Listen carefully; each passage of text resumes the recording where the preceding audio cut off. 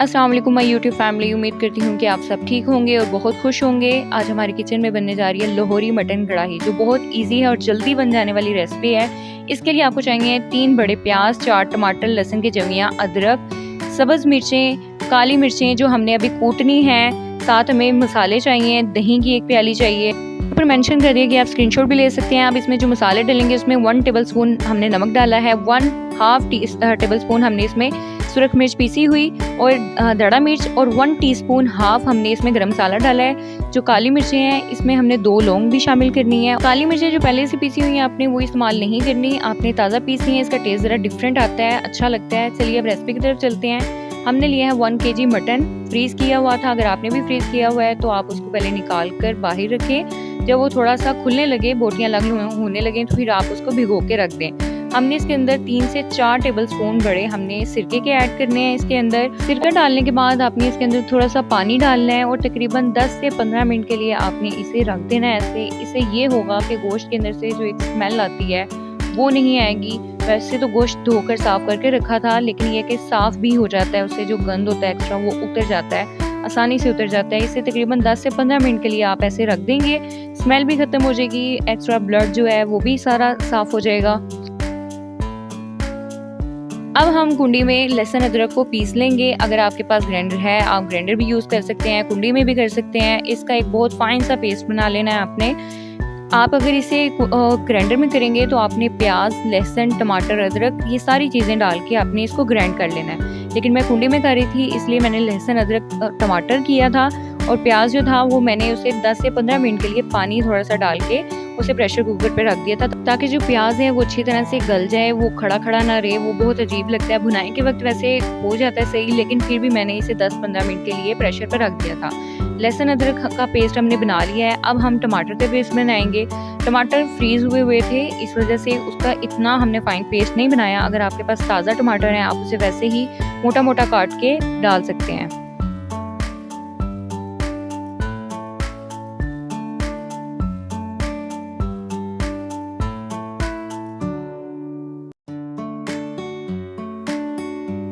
प्याज को जी हमने फटाफट से छीला। छीलने के बाद हमने प्याज को मोटा मोटा काटना है, क्योंकि हमने इसे प्रेशर लगा कर रखना है। मोटा हो बारीक हो जैसा भी हो कोई फ़र्क नहीं पड़ता। हमने इसे कुकर में काट लिया। काटने के बाद हमने इसमें पानी शामिल करना है। इतना पानी शामिल करना है कि 10 से 15 मिनट अगर ये प्रेशर पे लगा रहे तो नीचे लगे ना। गोश्त को हमने जो 10-15 मिनट के लिए रखा है सिरका लगा के, आपने उसको 10-15 मिनट के बाद एक बार हंगाल लेना है, ताकि जो उसके अंदर से सिरका है वो निकल जाए।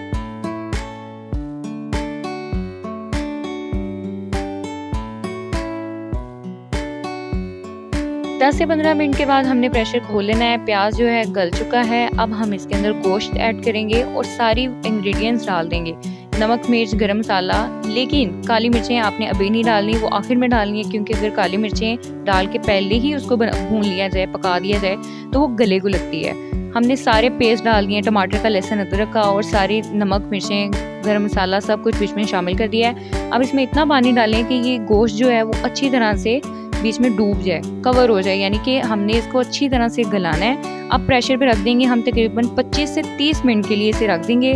25 से 30 मिनट के बाद इसकी शक्ल कुछ ऐसी है, सब कुछ गल चुका है। गोश्त थोड़ा भी रहता था, इसकी हमने भुनाई करनी है, ताकि भुनाई करने के बाद इसका जो घी है वो निकल आए। अच्छा जी, तो मैंने यहाँ पे थोड़ा सा घी डाला था, क्योंकि मैंने बाद में देसी घी डालना था। अब मैंने जो दही पड़ी थी इसकी भुनाई के बाद मैंने इसके अंदर दही डाली है। अब दही डाल के भी आपने तकरीबन इसे 5 मिनट के लिए भूनना है। अच्छी तरह से भूनेंगे वो तो मसाला बहुत ही फाइन सा बनेगा, अच्छा बनेगा। दही डालने के बाद पानी पानी हो जाता है, इस वजह से आपने इसको अच्छी तरह से भूनना है, ताकि जो पानी है ये खत्म हो जाए। रस में सा अच्छा लगता है मसाला, लेकिन आपने इतना भी इसको ड्राई नहीं कर देना, और ये भी नहीं है कि आपने इसको बिल्कुल कच्चा छोड़ देना है। मसाला वैसे खड़ा खड़ा फिर दिखाई देता है।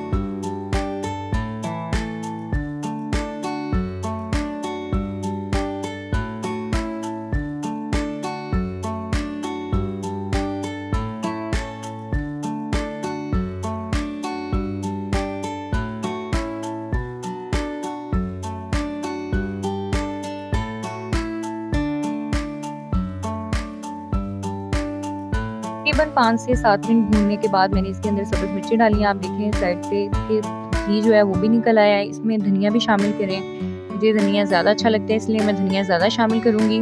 धनिया और मिर्चें डालने के बाद भी आप इसकी भुनाई अच्छी से करें। आप जब इसकी भुनाई करेंगे इसके अंदर से थोड़ा और घी निकलेगा। अब इस पॉइंट पे हम यहाँ पे इसके अंदर काली मिर्चें जो हमने रखी थी 1 टीस्पून हम इसमें काली मिर्चें ऐड कर देंगे। काली मिर्चें डालने के बाद आपने इसको बिल्कुल भी नहीं भूनना है, इसको मिक्स करें, इसके ऊपर ढक्कन रख दें और इसको तकरीबन 5 मिनट के लिए दम पे रख दें ताकि घी जो है वो निकल आए। उम्मीद है कि आज की रेसिपी आपको बहुत पसंद आई होगी। मजीद ऐसी रेसिपीज देखने के लिए चैनल को सब्सक्राइब करें।